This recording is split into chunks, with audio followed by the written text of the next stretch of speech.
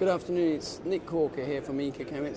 I'm glad to be joined today by Paul Anastas, one of the founding fathers of green chemistry. Paul, privileged to have you here today. Well, thank you very much. It's a pleasure to be here. Great, fine. Paul, I just want to ask, how far do you think green chemistry's come since the initial days that you and John sort of worked on this idea, this concept? Well, it's astounding to see over the past 20 years where things have gone.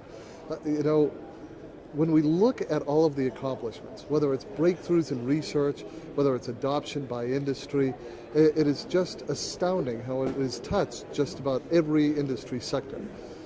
But still, with all of that success, it represents just a fraction of the power and the potential of green chemistry. So I think that there's tremendous upside yet to come.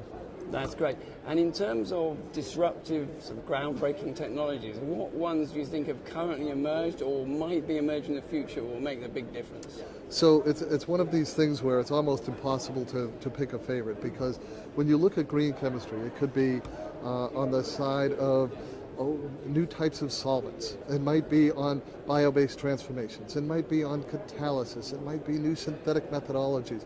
All of them are really revolutionizing their areas. So whenever people say, "Oh, what kind of chemist are you?" I say a green chemist, which means I'm touching all of these different areas. That's great. And you've been at the event, I know, just one day, but what are the main takeaways you've had from the event so far? If there's one single main takeaway, is that green chemistry is about innovation.